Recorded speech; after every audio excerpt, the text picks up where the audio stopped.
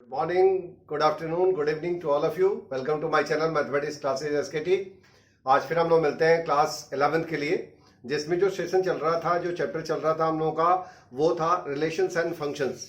और relation and functions में function चल रहा था, और फंक्शन में हम लोग बहुत सारे फंक्शंस को कर चुके हैं, जिसमें ऑलरेडी 5 लेक्चर्स हो चुके हैं पूरे रिलेशन एंड फंक्शंस में।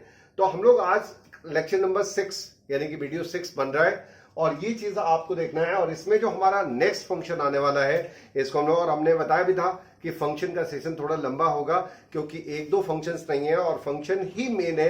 अगर फंक्शन आपको समझ में आ जाता है तो आपको आज के बाद सारी चीजें फंक्शन में ही करनी है, चाहे आज आप पढ़ रहे हो या क्लास 12 में भी जाएंगे, सब चीज फंक्शंस में कन्वर्ट होते चले जाएंगे। तो फंक्शंस को जानना बहुत जरूरी है कि कितने टाइप्स ऑफ फंक्शंस होते हैं। तो उनमें बहुत सारे टाइप्स आप कर चुके हैं, जैसे कि identity function, constant function, polynomial function, modulus function, greatest integer function, smallest integer function. ये सब मैं लिंक आपको दे दूंगा फंक्शंस का, और जिसमें शायद लेक्चर 3, 4, 5 हो चुके हैं फंक्शंस के लिए। और ये आज फिर लेक्चर नंबर 6 होगा, जिसमें हम स्टार्ट करते हैं सिग्नम फंक्शन। तो चलिए देखते हैं सिग्नम फंक्शन क्या है। मैंने यहाँ पे डेफिनेशन आपके लिए लिख दी है, और इसको हम लोग और आगे बढ़ाते हैं। बहुत इंपॉर्टेंट फंक्शन है ये भी, और इसमें देखते हैं कि function f is defined as fx is equal to mod of x divided by x when x not equal to 0 and 0 when x is equal to 0 is called a signum function।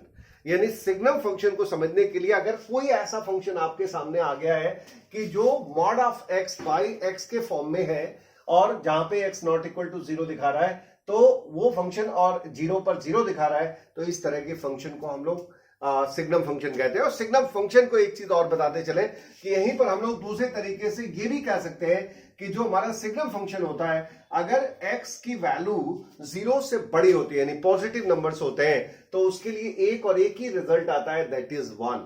वो मैं दिखाऊंगा कैसे आएगा अभी। और x equal to 0 पर 0 and x is less than 0 पर -1 आता है। यानी कि यहां पे 3 कैटेगरी आई कि अगर वो पॉजिटिव है तो 1 आ रहा है, 0 पर 0 आ रहा है, और माइनस वाली वैल्यूज पे जितनी भी माइनस नेगेटिव वैल्यू ले रहे हैं, 0 माइनस इन्फिनिटी से 0 तक की, तो वहां पर हमारा वैल्यू -1 आ रहा है। तो इसे देखते हैं, जरा समझते हैं इसको। तो यहां पर देखिए, अगर हमारा जो फंक्शन है वो fx is equal to mod of x by x है, तो आप जरा ऐसे सोचिए कि mod of x by x है। अब मैं एक एक करके इनमें वैल्यूज लेता हूं। तो फॉर x ग्रेटर देन 0, यानी हम यहां पे कंडीशन क्या अप्लाई करना चाहते हैं, 0 से बड़े नंबर्स के लिए देखते हैं। तो 0 से बड़े नंबर जैसे 1 ले लिया, 2 ले लिया, 3 ले लिया, 4 ले लिया, 100 ले लिया, 1000 ले लिया, 1 लाख ले, कुछ भी ले सकते हो, बट 0 से बड़ा होना चाहिए वो। ठीक है, हाफ ले सकते हो, 1/3 ले सकते हो, 4/5 ले सकते हो, any number which is greater than 0। तो यहां पर अगर हम मान लीजिए कि यहां पर x की वैल्यू सपोज दैट हमने 1/2 ही ले ली, ठीक है, ये भी है, आपको पता है कि ये 0 से बड़ा है। मैंने बहुत बड़े बड़े नंबर्स के नाम लिए हैं, और मैंने एग्जांपल कौन सा ले लिया, x इक्वल टू 1/2। तो हमारा मतलब सिर्फ इतना ही है कि x equal to 1/2 is greater than 0। तो हम ग्रेटर देन 0 पर चेक करते हैं। अब यहां पर जब हम 1/2 रखेंगे, तो what happened there, 1/2 under mod divided by 1/2, 1/2 under mod will also be 1/2, and this is 1/2 cut out, and this will cancel out, and result will be 1। तो आपने यहां देखा। ऐसे ही सिमिलरली अगर आप x is equal to suppose that कि आपने 10 रख दिया, तो f10 जब आप फाइंड करोगे तो mod of 10 divided by 10, mod of 10 is 10, 10/10 is equal to 1।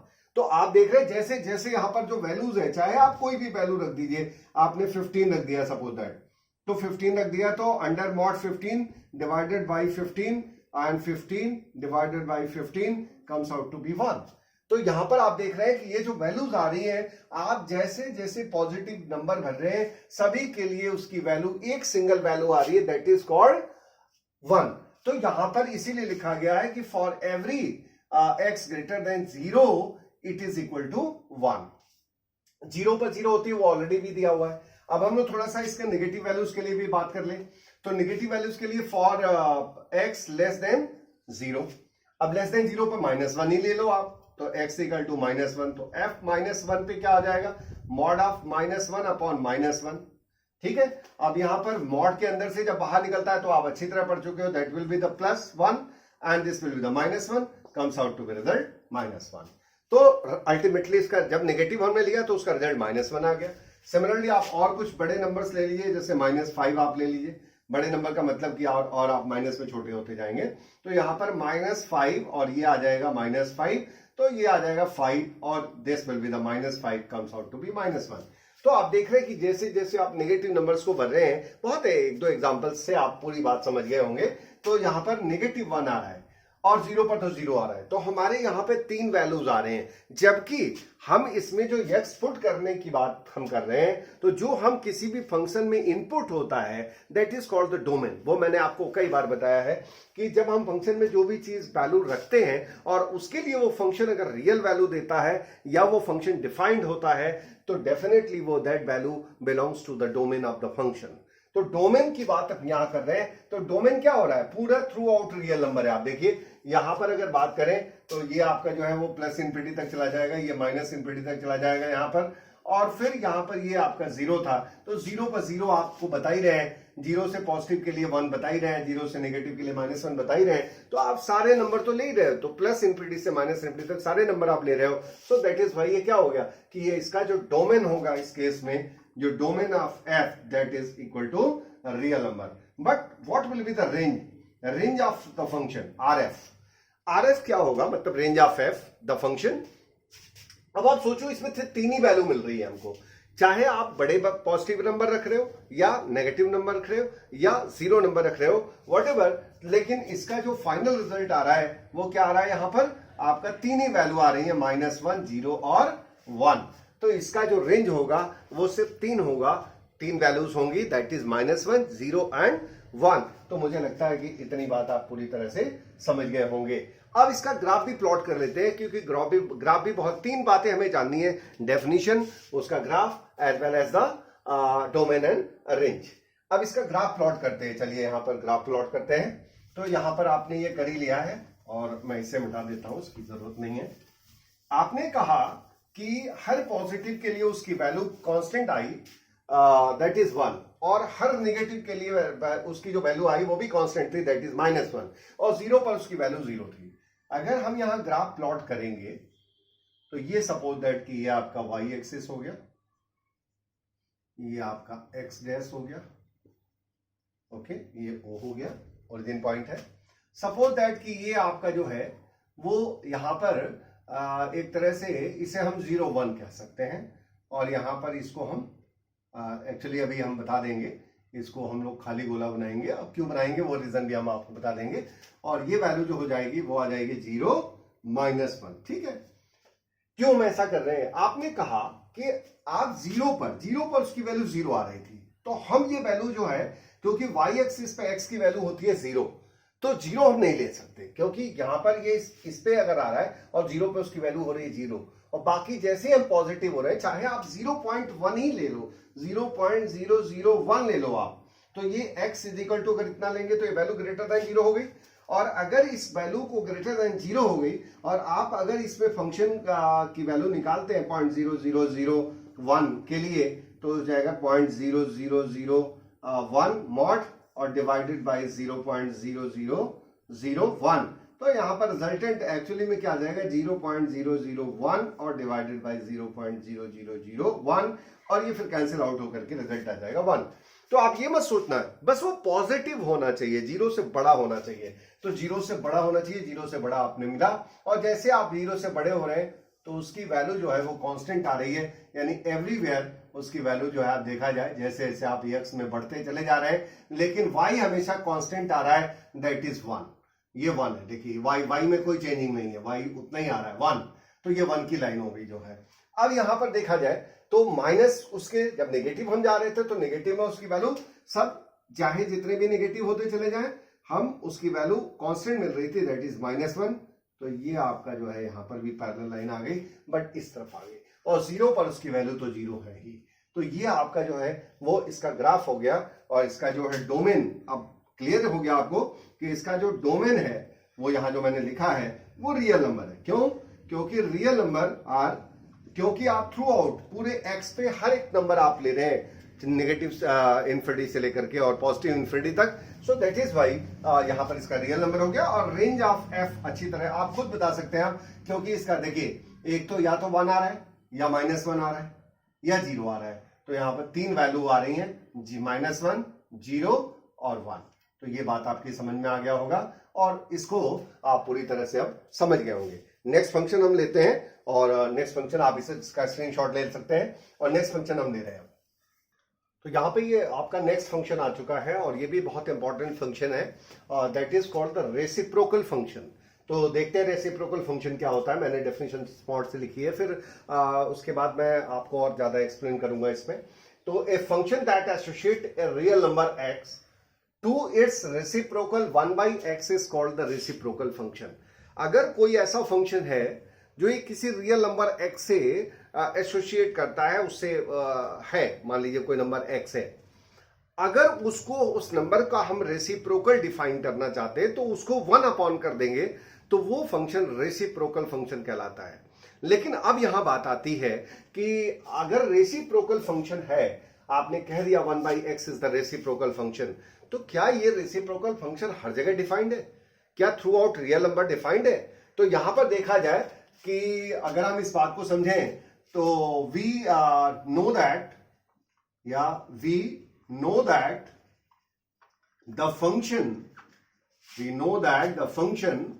fx is not defined at x is equal to 0। आप खुद भी सोच सकते हो कि हम कई बार ये बात बोलते हैं कि फंक्शन के लिए उसका डोमेन, तो डोमेन कौन वैल्यू होती है? जिसके लिए वो फंक्शन रियल वैल्यू दे। अगर हम यहां पे x की वैल्यू को 0 कर दे, मान लो जैसे ये फंक्शन है fx is equal to 1/x, और मान लीजिए मैंने कहा कि ये 0 के लिए डिफाइन हम करना चाहते हैं, तो ये वैल्यू क्या हो जाएगी? That is tending to undefined या टेंडिंग टू इंफिनिटी। तो इसका मतलब ये है कि वो फंक्शन नॉट डिफाइंड हो गया। तो जब फंक्शन किसी पर्टिकुलर नंबर पे या पर्टिकुलर कांस्टेंट पे अगर वो नॉट डिफाइंड है तो वो उसके डोमेन में नहीं रह सकता। तो हम यहां पर इस फंक्शन को हम दूसरी तरह से भी डिफाइन कर सकते हैं। तो हम ये भी कह सकते हैं कि ए फंक्शन f फ्रॉम r-0, देखिए उस पूरे रियल नंबर में से एक ही ऐसा नंबर आ रहा है x इक्वल टू 0 जो कि जिस पर वो फंक्शन डिफाइंड नहीं है। बाकी कहीं पर भी आप चाहे इसमें पॉजिटिव वैल्यू रख दो चाहे नेगेटिव वैल्यू रख दो, each and every number having the real number अगर उस फंक्शन में हम पुट करते हैं तो यहां पर अगर देखा जाए तो 0 पर वो नहीं हुआ, तो हमने उसको उसके डोमेन से बाहर कर दिया, such that fx is equal to 1/x is called a reciprocal function, ठीक है। तो यहां पर हम कह सकते हैं कि ये function f from r-0 to r such that fx is equal to 1/x is called a reciprocal function। अब क्लियर हो गया कि इसमें सारे रियल नंबर पे होगा लेकिन 0 पे नहीं होगा। अब यहां निकालते हैं इसका ग्राफ। तो ग्राफ जरा देखिए। तो ग्राफ रेसिप्रोकल का मतलब क्या? मैं आपको एक बात बताते चलूं कि अगर हम इस पूरे रियल नंबर सिस्टम पे बात करें तो जैसे अगर ये मान लीजिए 0 है, x इक्वल टू 0 है, तो इस पर तो वो फंक्शन डिफाइंड ही नहीं है, तो वो यहां पर आपका एक्सक्लूड कर जाएगा। अब यहां पर हम बड़े नंबर्स रखते हैं, ठीक है, जैसे ऐसे बड़े नंबर रखेंगे इधर की तरफ, सपोज दैट, तो जैसे ही हम इसमें बहुत बड़े नंबर रखेंगे वो फंक्शन और छोटा होता चला जाएगा क्योंकि वो 1 है। जैसे मान लिया आपने रखा 2, तो 1/2 इज लेस देन 2, तो जो वैल्यू तो आपने रखी 2 लेकिन फंक्शन का जो रिजल्ट आया वो 1/2। अगर आपने रखा 10 तो x equal to 10, but function में उसकी वैल्यू जब रखोगे तो x इक्वल टू 10 जब रखोगे तो यहां पर f10 जो होगा वो 1/10 आ जाएगा, यानी कि बहुत छोटा हो गया। तो जैसे जैसे जितने बड़े बड़े नंबर आप जाओगे, पॉजिटिव होते चले जाओगे, उतना ही आपका नंबर जो है टेंडिंग टुवर्ड्स 0 होता चला जाएगा, यानी बहुत छोटा होता चला जाएगा। सिमिलरली हम अगर नेगेटिव में बात करें तो मान लीजिए नेगेटिव हो गया, अब यहां -2, -3 एंड सो ऑन, तो ऐसे करके हम चले जाएंगे तो नेगेटिव में वो क्या होता चला जाएगा, उतना ही। जैसे मान लीजिए कि आपने रखा 1/2, -1/2, अब आपने x की जगह -1/2 रख दिया, या ध्यान समझिएगा, तो -1/2 यहां आएगा कहीं, ठीक है। अब -1/2 जो है आपने रखा, तो यहां पर f -1/2 को जब आपने रखा तो 1 ना आ गया, तो ये आ गया -2 और छोटा हो गया, यानी उसकी वैल्यू आ गई -2 और छोटा हो गया। तो कहने का मतलब है कि और छोटा होता चला जा रहा है। तो जितना ही हम माइनस में बड़ी वैल्यू रखेंगे उतना ही वो छोटा होता चला जाएगा, जितना छोटा रखेंगे उतना ही वो बड़ा होता चला जाएगा। तो कहने का सेंस ये है कि ये वैल्यू आपकी जो है ऐसे करके टर्न करेगी। अब इसका ग्राफ प्लॉट करते हैं, ठीक है। तो यहां पर आप चाहे तो इसका वो भी बना सकते हैं और नहीं भी बना सकते हैं, कोई दिक्कत नहीं, इतना आपकी समझ में आ रहा होगा। लेकिन फिर भी मैं आपको बेहतर समझाने के लिए मैं यहाँ पर एक टेबल बनाता हूं कि ये आ गया x और ये आ गया fx, ठीक है। मैं यहाँ पर बना ही देता हूं ताकि थोड़ा सा आपको और क्लियर हो जाएगा मामला। इससे बहुत सारी वैल्यूज हम ले रहे हैं ताकि आपको कहीं दिक्कत नहीं आएगी। अब मान लीजिए आपने कोई रखा 4, पॉजिटिव में चलते हैं पहले। तो जब पॉजिटिव में चलेंगे तो जैसे मान लो आपने रखा 1, तो 1 पे तो 1 आ गया, लेकिन 2 रखा आपने तो 1/2 आ गया, 3 रखा आपने तो 1/3 आ गया, ओके। फिर ऐसे ही आप नेगेटिव में रखते चले जाओ, तो -1 रखोगे तो -1 आ जाएगा, -2 रखोगे तो -½ आ जाएगा, -3 रखोगे तो आप इसकी वैल्यू -1/3। अभी देखिए टुवर्ड्स 0 जा रहा है, ये वैल्यू बढ़ रही है, ठीक है। अब आपका ऐसे ही जो है बढ़ती चली जाएगी और ये आपका जो है -4 पर ये -1/4 हो गया, फिर इसी तरह से -5 एंड सो ऑन। तो ऐसे ही अब छोटी वैल्यू रख के देख लो, तो मान लो 1/2 आपने रखा तो 2 हो गया, 1/3 आपने रखा तो 3 हो गया, -1/2 आपने रखा तो -2 हो गया, -1/3 रखा तो -3 हो गया। यानी कहने का सेंस है कि उसी का रेसिप्रोकल है, तो जितनी बड़ी वैल्यू रखेंगे उतना ही छोटा होता जाएगा। वही चीज निगेटिव के लिए भी होगी। अब इसका ग्राफ प्लॉट करते हैं, ठीक है। तो इसका ग्राफ प्लॉट करते हैं, वो देखते हैं। देखिए आपने एक चीज बस आपको ध्यान रखना है ग्राफ प्लॉट करने में, ये y डैश है, ये y है। कैमरा जरा चेक कर लीजिएगा कि कैमरा आ रहा है कि नहीं यहां पर। तो अभी ये पॉइंट क्या आ जाएगा कि यहां पर अगर देखा जाए तो आपने कहा है कि जब हम पॉजिटिव में बड़े होते जा रहे हैं तो वैल्यू छोटी होती चली जा रही है, और जब हम जितना ही 0 के नजदीक आ रहे हैं वो वैल्यू उतनी ही बड़ी हो जा रही है। जैसे 0 के नजदीक आने का मतलब क्या है कि जैसे देखिए 1/2, तो 1/2 क्या हुआ, 0 और 1 के बीच में है, तो इसकी वैल्यू 2 हो गई। ऐसे और छोटा ले लीजिए, जैसे और छोटा आपने ले लिया 1/3 और बड़ी हो गई, और छोटा लेते जाइए तो जितना आप 0 के नजदीक आएंगे उतनी उसकी बड़ी वैल्यू आएगी। तो इसका जो ग्राफ आने वाला है वो ग्राफ इस तरह से होता हुआ, और आपका जो है वो ग्राफ इस तरह से होता हुआ यहाँ पर, ये वैल्यू बढ़ेगी नहीं यहाँ, और ये वैल्यू इस तरह से आके इंफिनिटी को टच कर जाएगी। टच का मतलब ये है कि वो उतना ही नजदीक होती चली जाएगी, लेकिन वो उससे टच नहीं करेगी, और इसी तरह से ये वैल्यू भी हो जाएगी। सेम हो गया ये पॉजिटिव के लिए। अच्छा, अब नेगेटिव के केस में भी वही है। तो जैसे आप जितना ही छोटे में वैल्यू रखते चले जा रहे थे उतना ही इसकी बड़ी वैल्यू आ रही थी। तो यहाँ पर आपका जो है ये भी उसी तरह से आ जाएगा, नेगेटिव में आपका आएगा, और ये देखिए इस तरह से घूमते हुए, और ये घूमते हुए, और ये आपका जो है ऐसे होता चला जाएगा, ठीक है। तो ये बल्कि बाहर नहीं आएगा, मतलब वो उतना ही और नजदीक होता चला जाएगा। तो ये जो आ गया, यही चीज आपकी आ गई, y = fx = 1/x। ये पॉजिटिव के लिए हो गया, ये नेगेटिव के लिए हो गया। अब आप एक चीज ध्यान रखो, क्या ये वैल्यू कहीं भी 0 हुई? नहीं हुई। आप नजदीक तो आ गए, 0 के बहुत नजदीक है, लेकिन आप 0 नहीं हुए।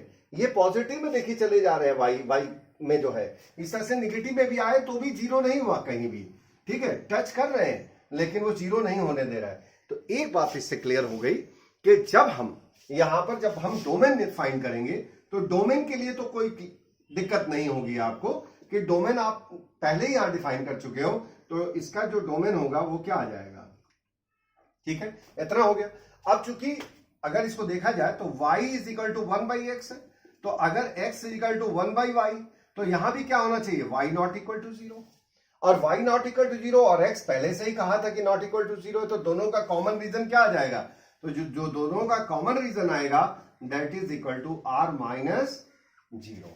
तो यहां पर कहीं ना कहीं इसका डोमेन भी उतना ही होगा r-0, और उसका जो रेंज होगा, सारे रियल नंबर मिल रहे हैं। देखिए आप बड़े से बड़ा मिल रहा है, ठीक है, छोटे से छोटा भी मिल रहा है, लेकिन 0 नहीं हो रहा है। इस तरह से नेगेटिव में भी नेगेटिव, कितना भी बड़ा नेगेटिव हो रहा है, कितना भी छोटा नेगेटिव हो रहा है, लेकिन और उस तरह से जो है होता चला जा रहा है, लेकिन 0 नहीं हो रहा है, तो 0 उसमें से एक्सक्लूडेड होगा।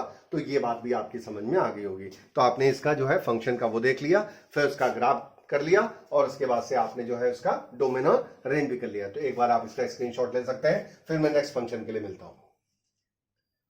ठीक है, ये एक आपके सामने दो और फंक्शंस आ गए जिसका नाम है, एक तो स्क्वायर रूट फंक्शन और दूसरा है क्यूब रूट फंक्शन। तो हम वन बाय वन समझते हैं, एक ही साथ दोनों नहीं समझेंगे, बट वन बाय वन समझते हैं। तो यहाँ पर स्क्वायर रूट फंक्शन लिखा हुआ है। आप बहुत सारे चीजों में जैसे आप रूट निकालते हो तो कहीं ना कहीं जितने भी ऑपरेशंस आप करते हो वो सारे के सारे ऑपरेशन एज ए फंक्शन है। जैसे स्क्वायर रूट निकालना, अब स्क्वायर रूट अपने आप में एक फंक्शन है। किन बातों का, किन चीजों का स्क्वायर रूट आप निकाल पाते हो, किन चीजों का नहीं निकाल पाते हो, क्यों नहीं निकाल पाते हो, उसके तमाम सारे रीजन है। ये फंक्शन इस बात को डिफाइन करता है। तो इसीलिए यहां पर एज ए फंक्शन रखा गया है square root function. A function f from r positive, ध्यान दीजिएगा, आर पॉजिटिव यानी कि पॉजिटिव रियल नंबर जीरो से बड़े to r defined by this f x equal to plus under root x is called square root function. यानी कोई भी ऐसा फंक्शन लिखा हो जो f x is equal to, यहां पर f x is equal to plus under root x type का हो, तो यहां पर हम इसे स्क्वायर रूट फंक्शन कह सकते हैं। अब यहां पर एक चीज सोचिए आप, जब हम इस फंक्शन को लेंगे और इसका ग्राफ मान लीजिए प्लॉट करना चाहते हैं, फंक्शन तो समझ में आ गया, इसका ग्राफ प्लॉट करना चाहते हैं, आपने पहले ही बोल दिया है कि आर पॉजिटिव टू आर, यानी कि इसका जो डोमेन होगा, देखिए डोमेन बहुत सारी बातों से क्लियर हो जाता है। इसका डोमेन क्या होना चाहिए आप बताओ? डोमेन तो आप बिल्कुल क्लियर हो गए होंगे, डोमेन आपका पॉजिटिव रियल नंबर, मतलब जीरो से लेकर के इसका जो डोमेन होगा वो आपका क्या आ जाएगा, जीरो से ले, जीरो हो सकता है रूट के अंदर, जीरो में कोई प्रॉब्लम नहीं है, जीरो रूट निकालते तो जीरो ही आता है, बट रूट के अंदर अगर नेगेटिव नंबर आ जाए तो आप अपनी ही क्लास से पढ़ोगे, अभी आपने नहीं पढ़ा है, तो उसमें कॉम्प्लेक्स नंबर है और कॉम्प्लेक्स नंबर्स में आपको बताया जाएगा कि अगर रूट के अंदर नेगेटिव नंबर्स आ जाते हैं तो उसको इमेजिनरी नंबर्स कहा जाता है। तो अभी हम लोग इमेजिनरी की चर्चा नहीं करने वाले हैं, जो भी है, और रियल फंक्शन जो हमारे कोर्स में है वो रियल फंक्शंस की बात करनी है, तो इमेजिनरी होना ही नहीं चाहिए। और रियल करने के लिए हमें यहाँ पर पॉजिटिव ही लेना पड़ेगा, यानी जीरो ले सकते हैं, जीरो से बड़े नंबर, और इन्फिनिटी जो है वो हमेशा ओपन ब्रैकेट में होता है। ये आपने सेट्स में पढ़ा है कि infinity always be in open bracket, क्योंकि वो वैल्यू तो होती नहीं है और उस वैल्यू को हम ले नहीं सकते डायरेक्टली, तो इस वजह से उसे ओपन कर दिया जाता है। अब इनके बीच में आप कोई भी वैल्यू भर दो तो इसका रिजल्ट आएगा, और जो रिजल्ट आएगा वो ऑलरेडी देखो प्लस माइनस होते हैं, बट बाहर में क्या लिख दिया है, पहले ही लिख दिया है इसको प्लस। तो प्लस लिखने का मतलब है कि जो वैल्यू आएगी वो भी पॉजिटिव होगी। तो एक बात क्लियर हो गई कि हम पॉजिटिव ही भर रहे हैं और जो रिजल्ट आ रहा है वो भी पॉजिटिव ही आ रहा है, यानी कि इसका जो रेंज होगा आप बता दो कि फिर वो क्या हो जाएगा, जीरो टू इंफिनिटी। ये बात भी समझ में आ गई कि नहीं आ गई? क्योंकि प्लस रूट एक्स, तो प्लस रूट एक्स का मतलब ही हो गया प्लस कोई भी चीज है तो वो जीरो से बड़ी है, या जीरो भी ले सकते हैं, जीरो हालांकि प्लस माइनस किसी में भी नहीं आता है, लेकिन आप उसकी वैल्यू ले सकते हैं जब उसका रेंज है। तो जब जीरो भरेंगे तो जीरो आ जाएगा, अदरवाइज पॉजिटिव भरेंगे तो पॉजिटिव भी आएगा। तो ये हो गया। अब इसका फंक्शन जो है, तो डोमेन और रेंज तो आपने यही डेफिनेशन से ही क्लियर कर लिया। अब यहां पर इसका ग्राफ भी प्लॉट कर देते हैं। जब ग्राफ प्लॉट करेंगे तो आप देखो यहां पर अगर हम एक टेबल बना दें आपके कन्वीनियंस के लिए, कि आप थोड़ा कन्वीनियंट होगा और आप इस बात को अच्छी तरह समझ जाएं, तो जैसे मान लीजिए हम कोई ऐसे नंबर ले रहे हैं जिनका रिजल्ट आसानी से निकल जाएगा, जैसे जीरो, जीरो हो गया। फिर आपने मान लीजिए यहां पर रखा 4, तो यहां पर क्या आ जाएगा 2। अब आप इसके अंदर भी जो भर रहे हैं वो पॉजिटिव भर रहे हैं और जो रिजल्ट आ रहा है वो भी प्लस आ रहा है, वो तो पहले से ही बाहर है। फिर आपका 9 तो 3, फिर ऐसे ही करके आप करते चले जाएंगे। अब आप ये सोचिए कि जब इनका ग्राफ प्लॉट करने जाएंगे आप तो क्या घटना होगी। ये हो गया आपका जो है y, y dash, x, x dash, okay. यहां पर जब ग्राफ प्लॉट करेंगे तो देखिए जीरो पर तो इसकी वैल्यू जीरो आ गई, फिर ये 1 हो गया, 2 हो गया, 3 हो गया, 4 हो गया। तो अगर अच्छा एक चीज और, 1 पे अगर वैल्यू निकालना चाहे तो 1 पे इसकी वैल्यू, 1 का भी रूट क्या होता है, 1 ही होता है, कोई प्रॉब्लम नहीं है। तो 1 का रूट भी 1 हो गया, तो यहां पर आपका 0 और फिर 1 पे मान लीजिए ये आ गया वैल्यू 1। लेकिन जब 4 पे ले रहे हैं तो इसकी वैल्यू आ रही है 2, यानी कि इसके सामने, तो ये आ गया यहां पर। और ऐसे ही करके आप जब और बड़े नंबर ले रहे हैं तो जैसे इसे आपकी जो है, जैसे 9 आ गया, तो 9 तो बहुत आगे आएगा, तो इस पर इसकी वैल्यू थोड़ी सी और बढ़ जाएगी, ठीक है। तो इस तरह से जो है, और जब ग्राफ प्लॉट करेंगे तो देखिए ग्राफ में दूसरे कलर्स दिखाता हूं यहां पर, और ये ग्राफ आपका इस तरह से होता चला जाएगा।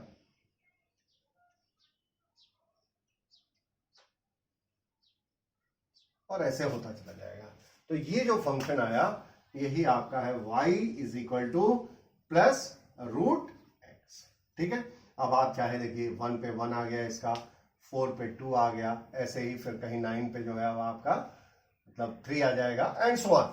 तो ये जो ग्राफ आया यहाँ पर, ये ग्राफ जो आ रहा है देखिए यहाँ 0 से ही ले रहे हैं हम, तो इधर नेगेटिव से हमारा कोई कंसर्न नहीं है, हम पॉजिटिव ही भर रहे हैं और पॉजिटिव ही मिल रहा है।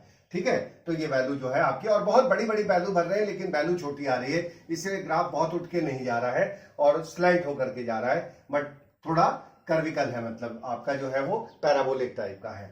तो यहाँ पर ये हो गया आपका जो है, ऐसे करके आप निकाल लेंगे। तो यहां तक समझ में आ गया और डोमेन और रेंज आपका ऑलरेडी क्लियर हो चुका है। तो मुझे लगता है स्क्वायर रूट फंक्शन भी आप अच्छी तरह समझ गए। अब आ जाइए क्यूब रूट फंक्शन। तो क्यूब रूट को भी समझते हैं। A function f from r to r defined by fx is equal to x power 1/3। आपको अच्छी तरह पता है कि यहां पर जो fx है वो x पावर 1/3 है, इसी को क्यूब रूट ऑफ x भी बोल सकते हैं, और यहां पर क्यूब लिख दीजिए तो बात वही है। अब क्यूब रूट हो गया, तो क्यूब जो है आपको अच्छी तरह पता है कि क्यूब रूट अगर हम निकालते हैं तो वहां नेगेटिव नंबर का भी निकल जाएगा। ठीक है, तो अगर हम -8 का क्यूब रूट निकालें तो बड़े आराम से, जैसे मान लीजिए कि हमने क्यूब रूट ऑफ 8 निकालना है -8, तो बड़े आराम से हम यहां पर इसे लिख सकते हैं -2 इंटू -2 इंटू -2। तो इसमें से एक 3 है, 3 में से एक बाहर आ जाएगा, तो ये वैल्यू हो गई -2।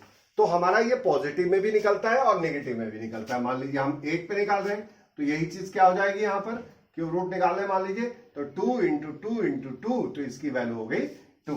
तो आप देख रहे हैं कि यहां पर इस जो क्यूब रूट फंक्शन है वो कहीं ना कहीं नेगेटिव का भी निकल रहा है और पॉजिटिव का भी निकल रहा है, और रिजल्ट भी नेगेटिव पॉजिटिव दोनों आ रहा है। तो कोई इशू नहीं बना। इसका मतलब ये हुआ कि यहां पर पूरा जो r और r लिखा हुआ है, इससे हम बहुत सारी चीजों में बात क्लियर हो गई यहीं पर, और इससे आपका डोमेन क्लियर हो जा रहा है कि डोमेन ऑफ f इस केस में जो है वो क्या हो जाएगा, रियल नंबर, और इसका जो रेंज हो जाएगा, क्योंकि रेंज भी क्या हो रहा है, आप यही ना हो रहा है कि आप बहुत बड़ा नंबर रख रहे हैं तो उसका बहुत छोटा नंबर आ रहा है, लेकिन अगर पॉजिटिव रख रहे हैं तो पॉजिटिव आ रहा है, नेगेटिव रख रहे हैं तो नेगेटिव आ रहा है, जीरो रखेंगे तो जीरो हो जाएगा। अगर मान लीजिए आप क्यूब रूट ऑफ 0 निकालते हैं तो क्यूब रूट ऑफ 0 निकालेंगे तो इसकी वैल्यू भी 0 हो जाएगी। तो 0 पर 0 हो रहा है, तो नेगेटिव पर नेगेटिव, पॉजिटिव पे पॉजिटिव, 0 पर 0।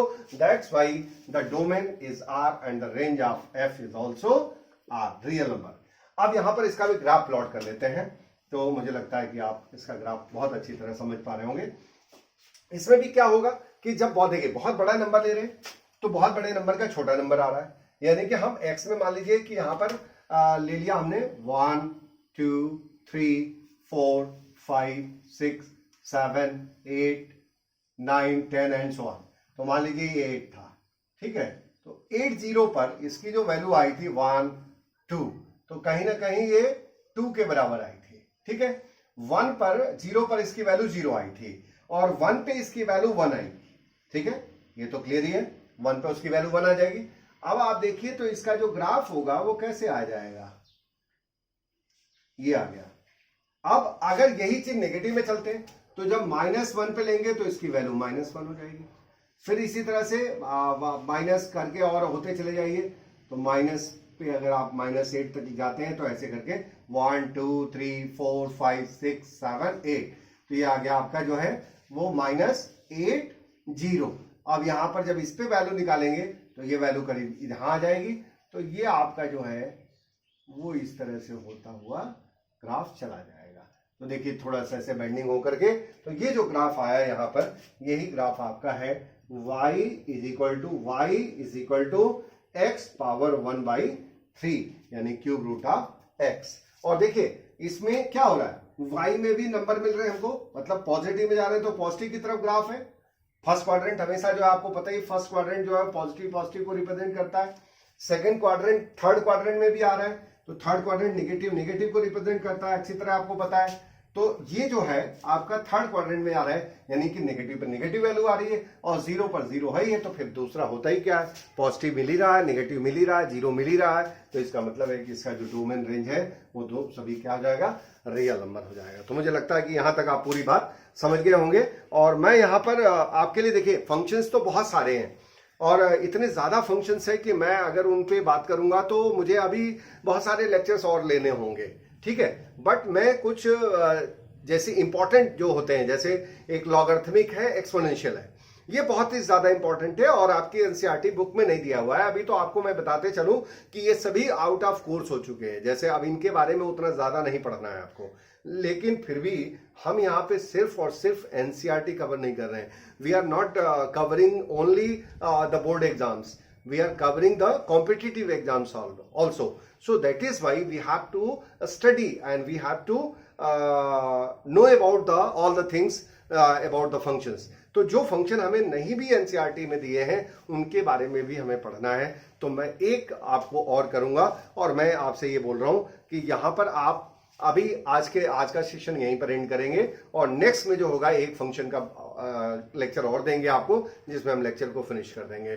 तो आज का सेशन मैं यहीं पर एंड करता हूं और मैं उम्मीद करता हूं कि आप सभी ने जो है इसको नोट कर लिया होगा, और अगर आपने नहीं किया है तो स्क्रीनशॉट ले सकते हैं, ठीक है, और कर भी लिया होगा आपने।